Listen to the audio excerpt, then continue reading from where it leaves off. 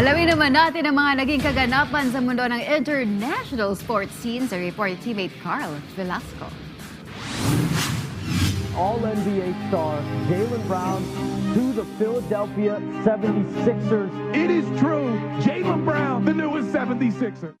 Opisyal nang itinanghal ng Philadelphia 76ers ang pinakabagong miyembro ng koponan nito na si Jaylen Brown sa isang introductory press conference nitong nakaraang linggo. Ito ang unang opisyal na pagkakataon na haharap ang 2024 Finals MVP sa harap ng media matapos ang blockbuster trip nito mula Boston Celtics patungo sa conference rival nito. Iginawad kay Brown ng Sixers jersey kung saan ipagpapatuloy pa rin ito ang pagsusuot ng number 7 na pamoso nitong sinuot sa kanyang buong 9 na taon sa New England team. Nagkaroon naman ng pagkakataon ng mga miyembro ng media na tanungin ng veteran forward ukol sa naging reaksyon nito sa naturang trade at ang kontrobersyal na relasyon nito sa dating kapares na si Jason Tatum. Ayon kay Brown, nananatili pa rin ang respeto niya sa Celtic stars sa kabila ng anyay up and down relationship nila at sinabing hindi pa sila nagkakaroon ng chance ang makapag-usap magmula nang pumutok ang balita tungkol sa paglipat ito sa City of Brotherly Love.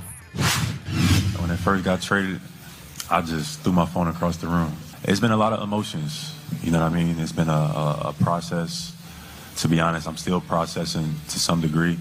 Just, you know, one, the excitement of coming to a new city, a new place, new expectations, new energy, then also leaving somewhere that you've been for a very, very long time. Like I've been in Boston for 10 years. I'm 29 years old. So I was there a third of my life. You know, I met some people, some lifelong friends, some people I'll still be connected to. But, you know, in anything that you know, starting something new, it's an end of something else. Obviously, there's ups and downs in any type of relationship, for sure. But on my end, it's nothing but respect. You know, besides when he plays the Sixers, you know, I hope he does well. You know, but other than that, you know, everything for me is just based in respect. Have you guys been able to talk? Not really. Samantala, nasasabik naman ng 29-year-old sa nakatandang pakikipag-team up nito kay NBA superstar LeBron James na matatanda ang pumirma ng isang veteran minimum deal sa Sixers. I'm looking forward to learning from LeBron. I'm looking forward to learning from all those guys. But, you know, even LeBron, just everything that he's endured during his career on and off the floor. Like, one of my favorite things to do is learn. You know, I can't wait to just soak up as much information as I can and apply it to myself. Magbubukas ang 2026 season ng koponan sa darating na October 8 kung saan makakatapat nito ang Brooklyn Nets sa isang preseason game habang opisyal na magbubukas ang naturang season sa katapusan ng nasabing buwan. Sa balitang American football, tutungo si veteran wideout Stephon Diggs sa country capital Washington DC upang maglaro para sa Washington Commanders para sa susunod na National Football League season. Yan ang naging desisyon ng 32-year-old matapos itong pumirma ng isang 1-year $12 million contract sa naturang koponan kung saan kabilang dito ang ilang incentives. Ayon sa tubong Gaithersburg, Maryland, excited siyang bumalik sa kanyang hometown at maglaro para rito at sinabing magpupursige ito para humabol sa Commanders training camp na nagsimula na noong nakaraang linggo. My family's here, my support system is here. You know, I love everything about home and the organization. You know, they take care of their players. Some good people over here. I had some existing relationships from guys that were in Houston, so some carryover there. I'm excited for them, excited for this team. You know, some of my first day out, FDL, first day out, so, you know, still getting to know everybody. And you know, I'm a little late in the game. They started camp already, but I'm trying to get used to it and not speed up the process, just do it organically.